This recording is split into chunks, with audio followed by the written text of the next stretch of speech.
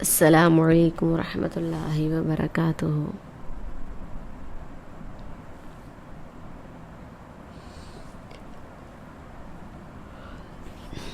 رب اشرح لی صدری ویسر لی امری واحلل عقدۃ من لسانی یفقہوا قولی۔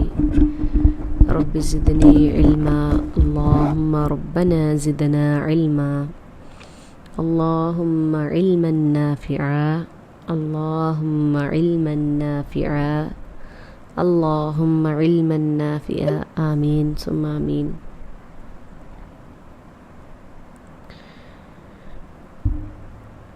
اللہم صلی علی محمد وعلی آل محمد کما صلیت علی ابراہیم وعلی آل ابراہیم انک حمید مجید۔ اللہم بارک علی محمد وعلی آل محمد کما بارکت علی ابراہیم وعلی آل ابراہیم انک حمید مجید۔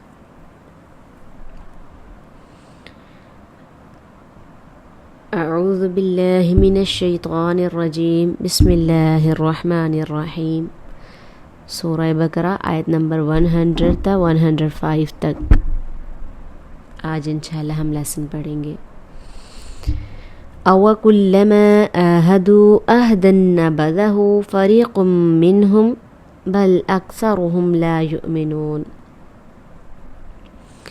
وَلَمَّا جَاءَهُمْ رَسُولٌ مِّنْ عِندِ اللَّهِ مُصَدِّقٌ لِمَا مَعَهُمْ نَبَذَ فَرِيقٌ مِّنَ الَّذِينَ أُوتُوا الْكِتَابَ كِتَابَ اللَّهِ وَرَاءَ ظُهُورِهِمْ كأنهم لا يعلمون۔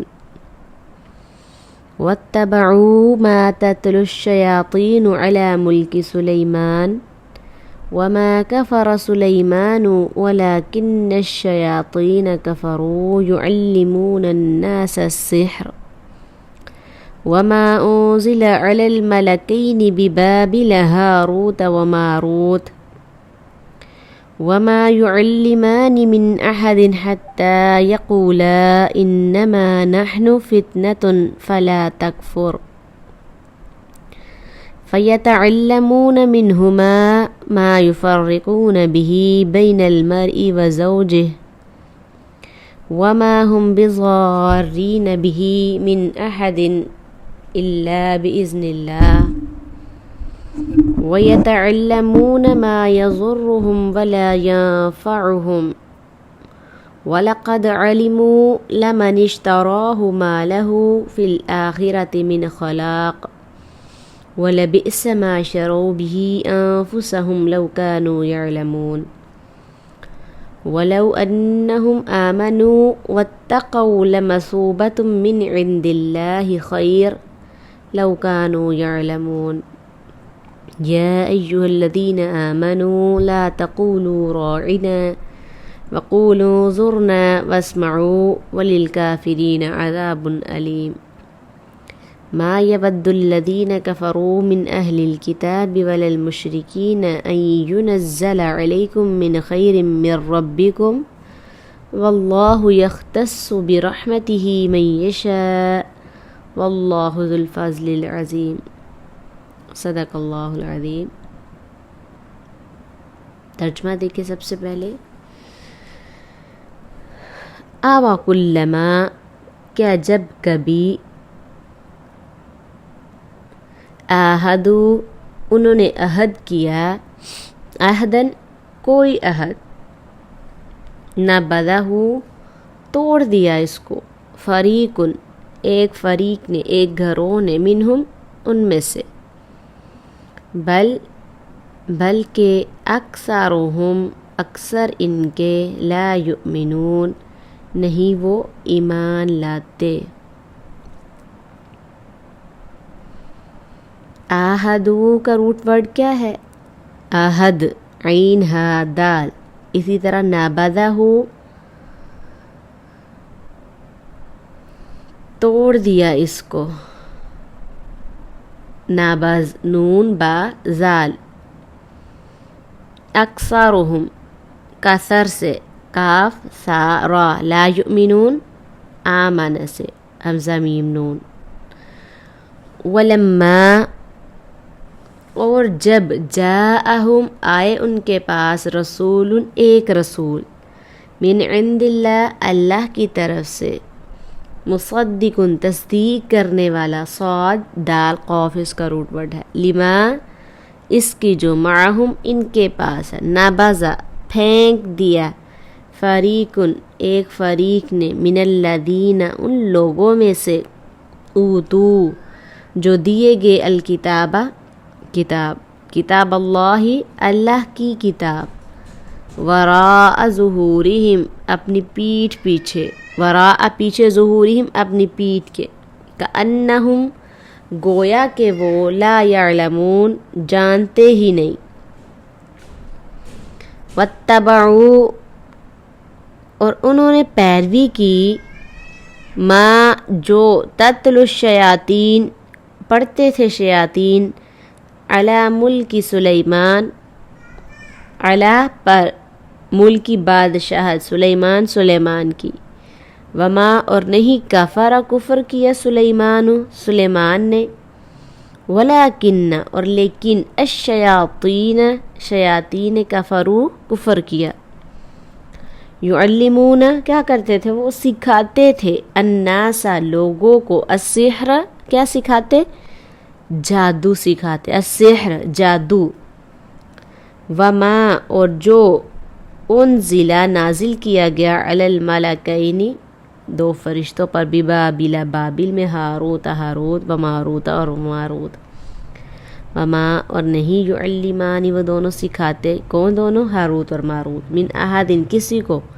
حتیٰ یہاں تک کہ یقولا وہ کہہ دیتے انما نحن ہم صرف فتنۃ آزمائش ہے فلا پس نہ تکفر تو کفر کر فیتعلمون سو وہ سیکھتے منہما ان دونوں سے کن دونوں سے ہاروت اور ماروت سے سیکھتے کیا تھے جادو سیکھتے تھے فلا تکفر پس نہ تو کفر کر فیتعلمون پس وہ سیکھتے منہما ان دونوں سے ما جس سے یفرقون جدائی ڈالتے بھی اس سے کس سے یعنی اس جادو کرنے سے بین المرئی درمیان ہاوند کے و زوجہ اور اس کی بیوی کے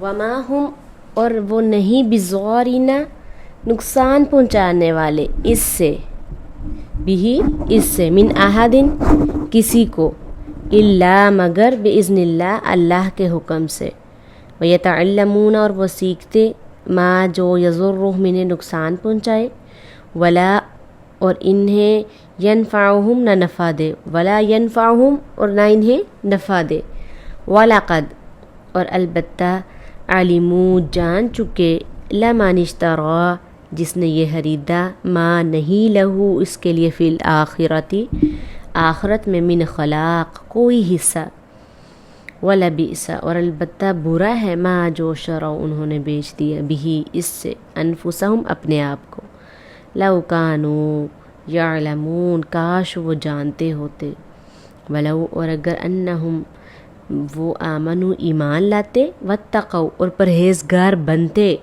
لمثوبۃ تو ٹھکانہ پاتے من عند اللہ اللہ کے پاس سے خیر بہتر لو کاش کانو ہوتے یعلمون وہ جانتے یا ایہا الذین اے وہ لوگو جو آمنو ایمان لائے ہو لا تقولو نہ تم کہو راعینا وقولو اور کہو انظرنا یعنی راعینا نہ کہو اور کہو انظرنا واسمعو اور سنو وللکافرین اور کافروں کے لیے عذاب ہے علیم دردناک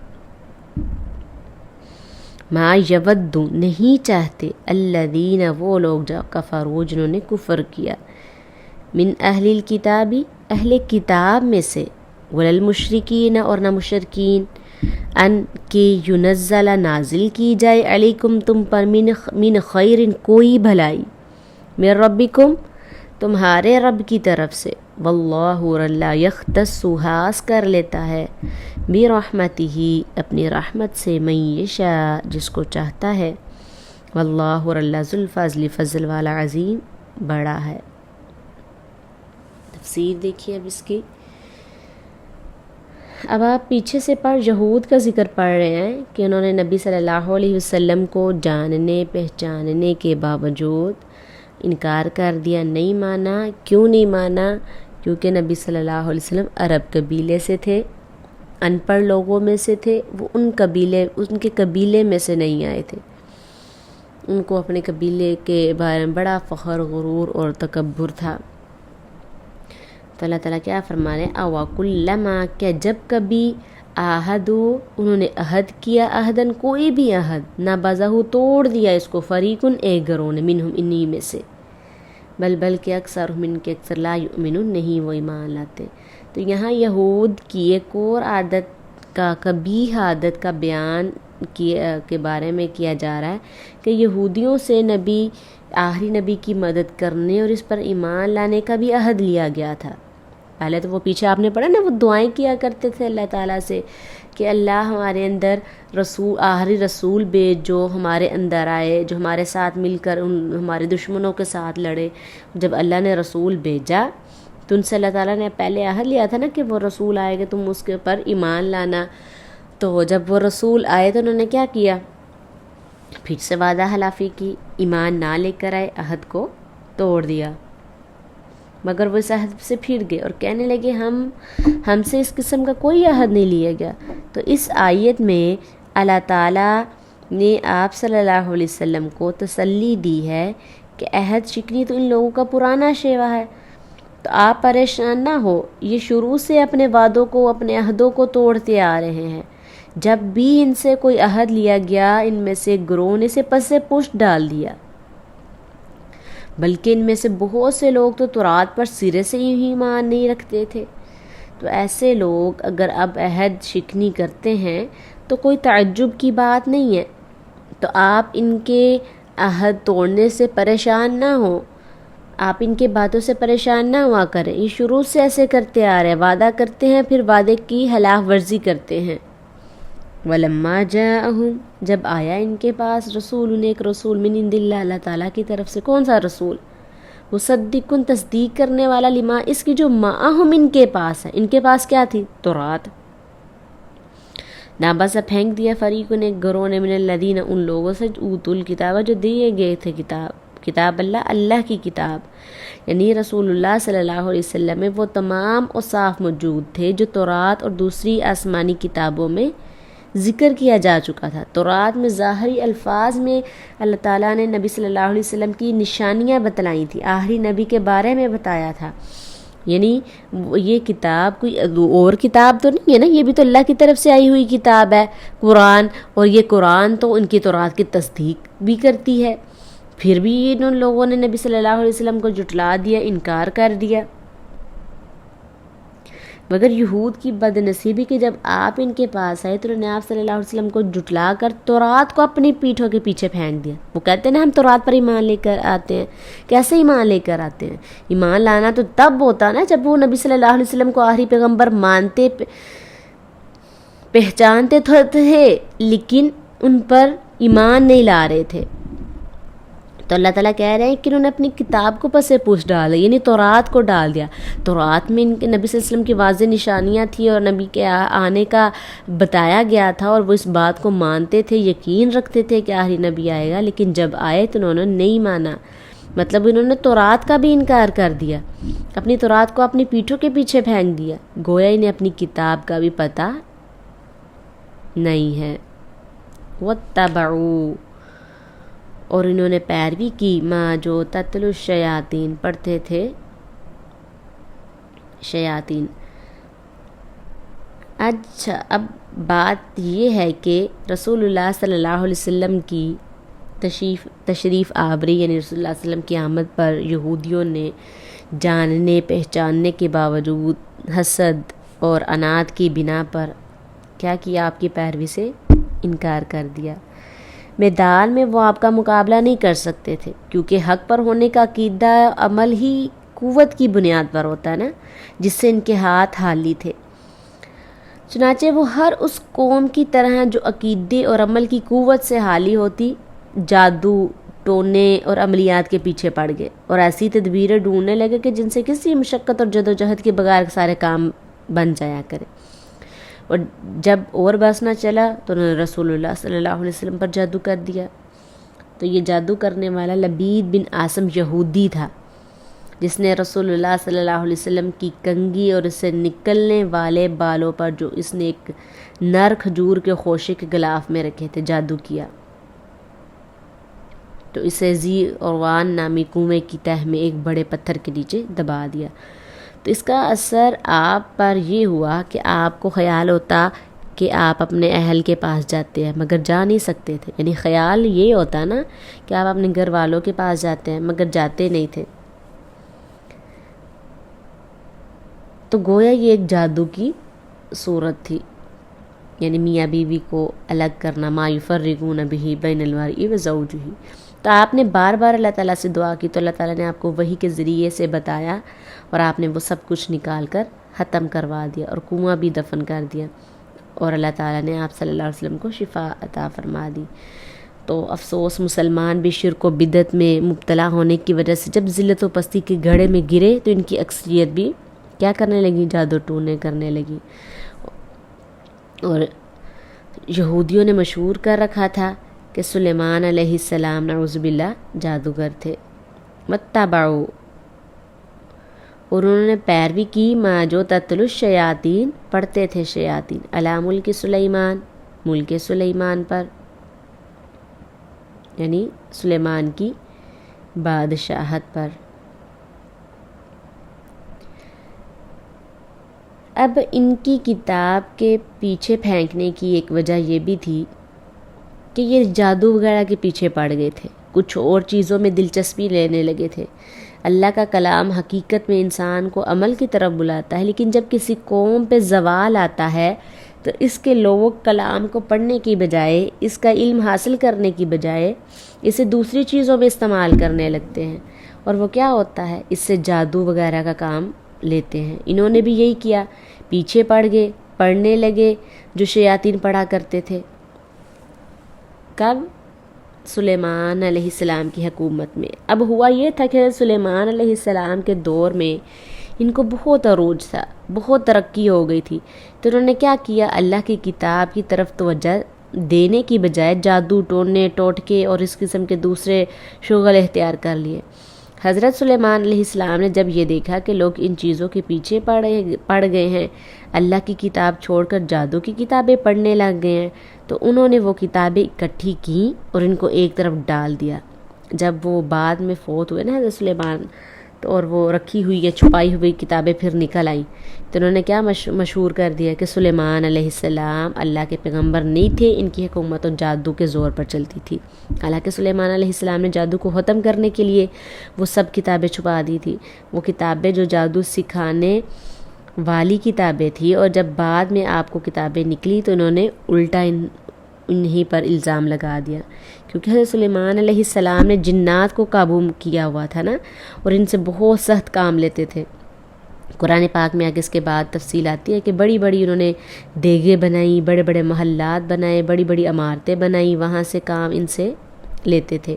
تو بنی اسرائیل نے کیا مشہور کر دیا کہ سلیمان علیہ السلام جادو کے زور سے یہ سب کام کرواتے تھے۔ تو اللہ تعالیٰ فرماتے ہیں کہ سلیمان علیہ السلام نے کفر نہیں کیا، وما کفر، اور نہیں کفر کیا سلیمان نے، کس نے کیا تھا؟ ولیکن، اور لیکن الشیاطین، شیاطین نے کفروا، کفر کیا۔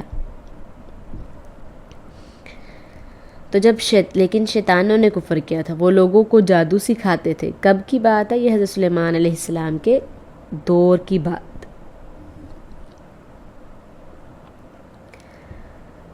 تو کیا کرتے تھے یہ لوگ؟ یعلمون، سکھاتے تھے الناس، لوگوں کو، سحر، جادو، وما، اور جو انزل، نازل کیا گیا، علی الملکین، فرشتوں پر، ببابل، بابل میں، ہاروت، و ماروت، اور ماروت، ہاروت اور ماروت۔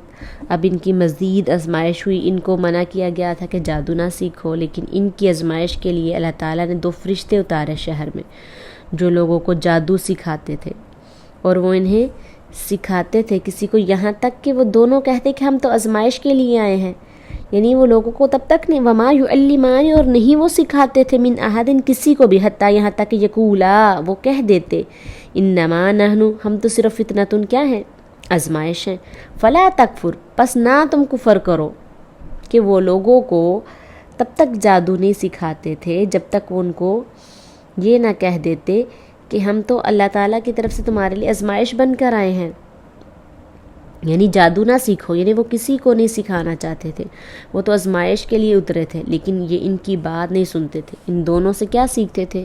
جادو سیکھتے تھے، اور کیسا جادو سیکھتے تھے؟ جس کے ذریعے سے خاوند اور بیوی میں جدائی ڈال دی جائے۔ فَيَتَعَلَّمُونَ پس وہ سیکھتے منہما ان دونوں سے، ما جس سے یفرقون وہ جدائی ڈالتے بھی اس سے بین المرء خاوند و زوجہ اور اس کی بیوی کے۔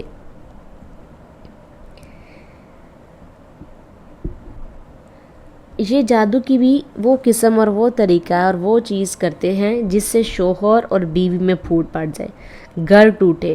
اچھا، یہ جو بنی اسرائیل کے لوگ کیا کرتے تھے کہ میاں بیوی کے درمیان جدائی ڈالتے تھے، تو یہ خاص شیطانی عمل ہے۔ حضرت جابر رضی اللہ تعالیٰ عنہ کہتے ہیں کہ آپ صلی اللہ علیہ وسلم نے فرمایا، ابلیس اپنا عرش پانی پر رکھتا ہے، پھر اپنی فوجیں ادھر ادھر بھیج دیتا ہے۔ آپ کو یاد ہوگا کہ میں نے جب حضرت آدم علیہ السلام کا واقعہ آپ کو سنایا تھا، اس وقت یہ بتایا تھا کہ اس زمین پر انسانوں سے پہلے کون بستا تھا؟ جنات بستے تھے۔ جب اللہ تعالیٰ نے انسان کو بھیجنے کا ارادہ فرمایا تو فرشتوں کے ایک گروہ کو زمین پر بھیجا، اور انہوں نے مار مار کے جنوں کو زمین سے ہٹا کے سمندروں کی طرف، جزیروں کی طرف دھکیل دیا۔ تو اب شیاطین کا دربار کہاں لگتا ہے؟ پانی پر، اور وہاں سے وہ اپنے کارندے بیچتے ہیں مختلف علاقوں میں غلط کام کرانے کے لیے۔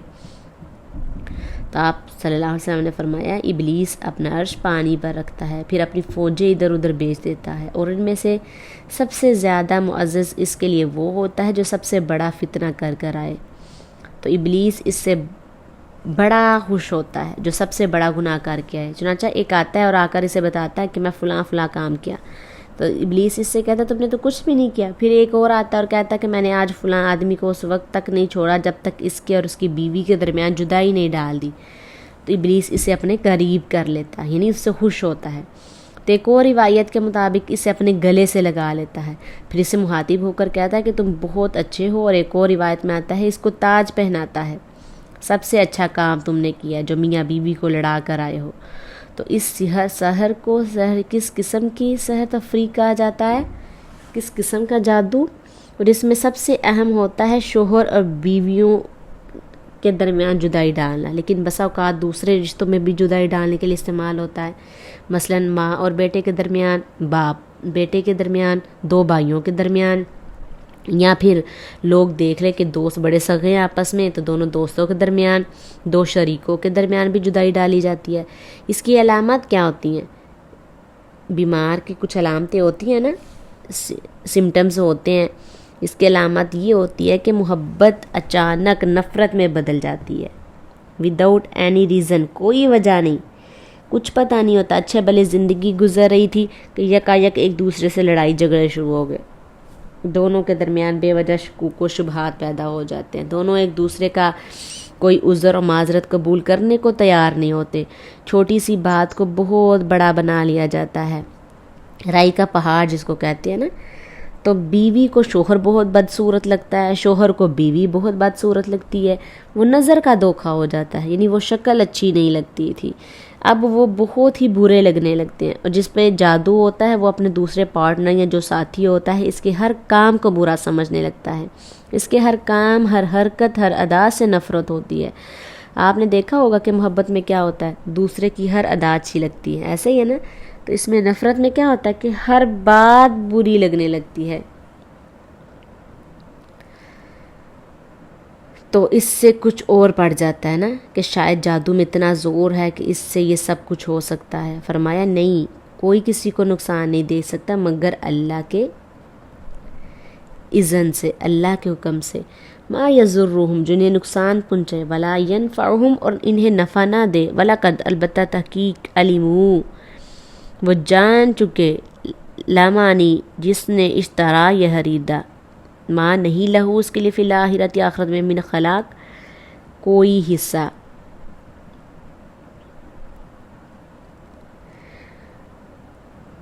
تو کیا کرتے وہ سیکھتے رہتے جو ان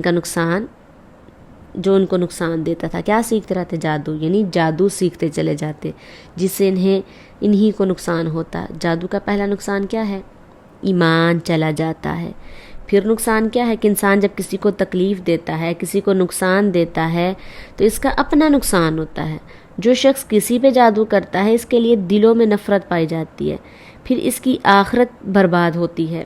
اور خاص طور پر چونکہ یہ گھر توڑتے تھے تو جس معاشرے میں گھر ٹوٹنے لگے وہاں کس قدر بے چینی اور کس قدر پریشانی ہو سکتی ہے۔ تو اللہ تعالیٰ کیا فرما رہے ہیں کہ جادو کے ذریعے کام بھی کیا لے رہے تھے؟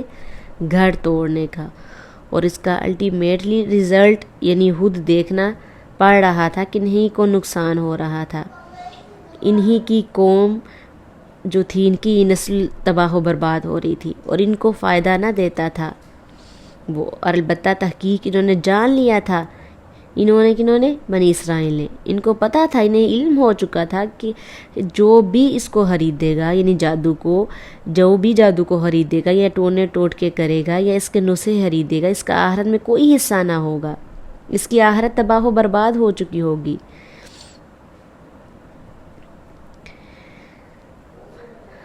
لو کاش کانو یعلمون وہ جان لیتے، کیا جان لیتے؟ کہ ان کا آخرت میں کوئی حصہ نہیں ہے، آخرت میں ان کے لیے کوئی جگہ نہیں۔ اگر وہ ایمان لاتے یعنی جادو نہ کرتے، اچھے کام کرتے اور تقویٰ کرتے تو البتہ ثواب پاتے اللہ کے پاس سے، بہت اچھا ثواب۔ یعنی اگلی آیت میں آ رہا ہے نا، ولو اور اگر انہم بے شک وہ آمنو ایمان لاتے، واتقوا اور پرہیزگار بنتے، تو لمثوبۃ تو ٹھکانہ پاتے، من عند اللہ کے پاس خیر بہتر، لو کانوا یعلمون کاش کہ وہ جانتے ہوتے، کاش کہ ان کو یہ بات کا علم ہوتا، یعنی جانتے تھے۔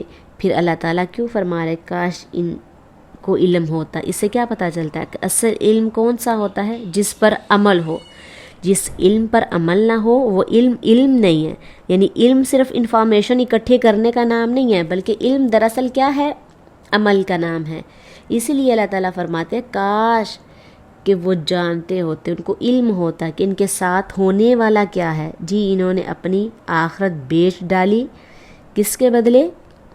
دنیا کے بدلے انہوں نے اپنی آخرت کا سودا کر لیا۔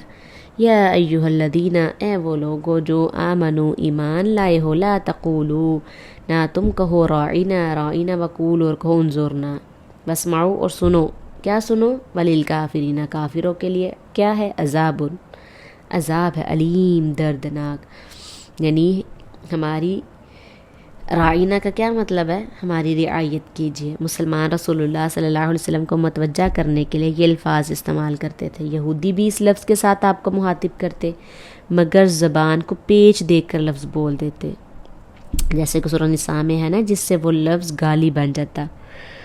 تو مفسرین نے اس کی دو صورتیں بیان فرمائی ہیں، ایک تو یہ کہ وہ راعینا کی بجائے رعینا کہتے جس کا معنی ہے ہمارا چرواہا، دوسری یہ کہ وہ اسے رعونت سے اسم فاعل قرار دے کر راعینا کہتے جس کا معنی ہے احمق۔